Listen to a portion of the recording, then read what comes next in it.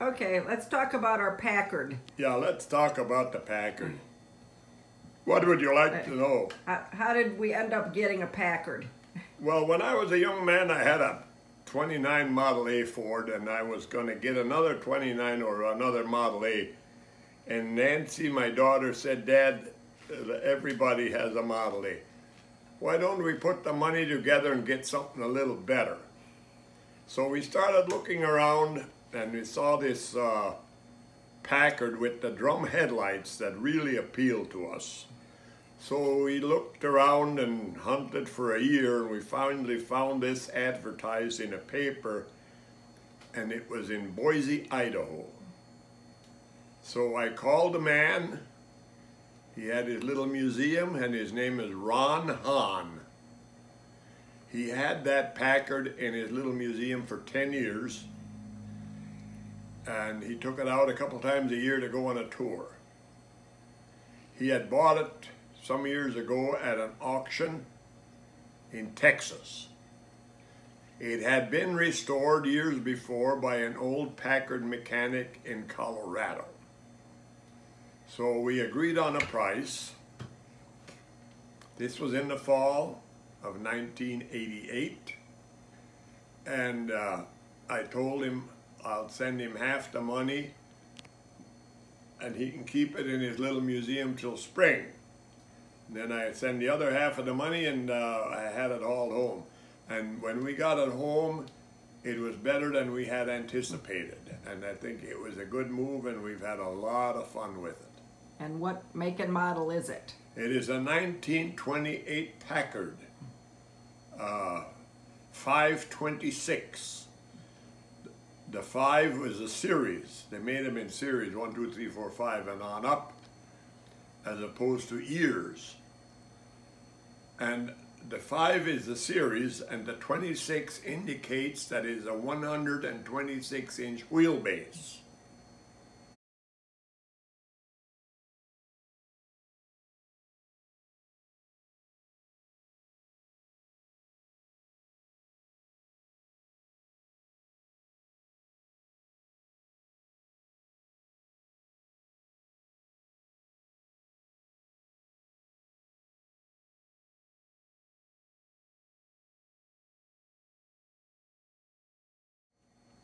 It has 188 cubic inches, I do believe, and what else can I tell you? It's a 6-cylinder. That's a 6-cylinder, yes. Yes. A 4-door sedan. A 4-door sedan, which was the cheapest model made. The 4-door sedans were always the cheapest models in these cars. And it still cost well over $2,200, which was 2 years' wages for a factory worker. You could have bought 4 Model A Fords for that money. And it's a lot of car, and we enjoy it. And for people who don't know anything about Packards, tell us a little bit about the Packard Motor Company. The Packard Motor Company was started by the Packard brothers in Warren, Ohio in 1899. And then after 2 or 3 years in Warren, Ohio, they moved to Detroit, as did a lot of other car companies, where they had access to the water, supplies, and lumber. A lot of lumber used in these automobiles at that time. What else would you like to know? And Packard was a luxury car. Pardon? Packard was a luxury car. Oh, Packard was a luxury car. There was no doubt about that. Yes. Yes. And their slogan was, "Ask the man who owns one."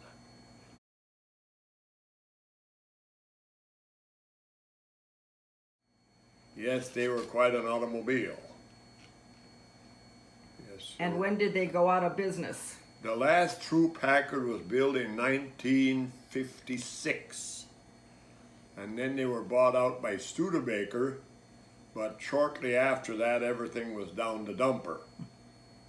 So there are no longer Studebakers or Packards.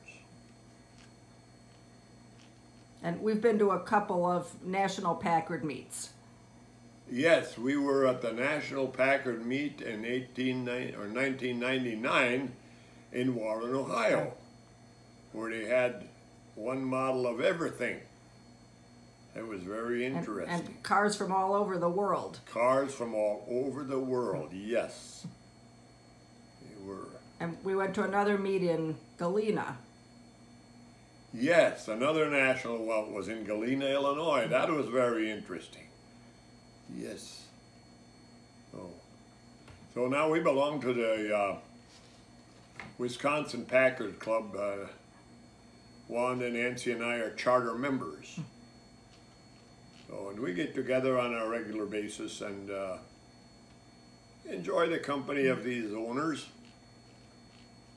Yes. And we used to also belong to another club, not exclusive to Packard, that is no longer operational because a lot of the members got old and died. But when we were part of that club some 15, 20, 25 years ago, they used to call on you to plan tours because you know so many roads that are good for old cars to go on. Yes. Why don't you tell them the experience about the horses? Well, we were on a tour over by New Glarus, coming down Zentner Road and then onto Highway H. And first we run onto a bunch of beef cattle on the road. That was up on Zentner Road. And a little further down on H, there was a runaway team. I think they were pulling a wagon of some kind. And I think the neck yoke came out of the holder, the tongue, correction. The end of the tongue came out of the neck yoke and kind of created the confusion. So I stopped the car, I got ahead of them and jumped out and stopped them. And our friends in the tour, they got a big kick out of that.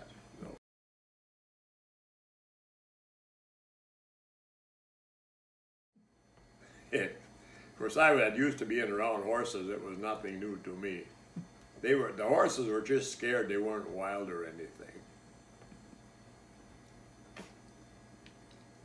And one of your favorite places to go with the car is up on State Street in Madison. Yes. The first Saturday of June every year, they have Cars on State. All kinds of cars, all makes and models of years are on display. If you want to enter your car, you send them a picture of your car and a little history and $20. If they accept you, they will tell you when and where to be on that day. And if they refuse, they will send your $20 back. But it is always a delightful day, and see a lot of old friends there every year. And what element of the car seems to get more attention than anything else? The hood ornament on the 28 Packard. There are people standing in line to take pictures. What's the name of the hood ornament? The hood ornament is called the Goddess of Speed, or the Donut Lady.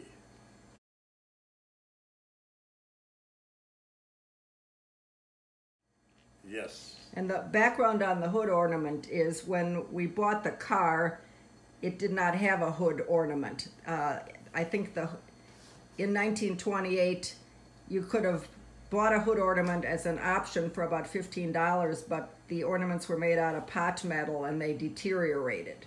So when we bought the car, I saw an ad for a company in Michigan that was making stainless steel replicas of the hood ornaments using the original molds.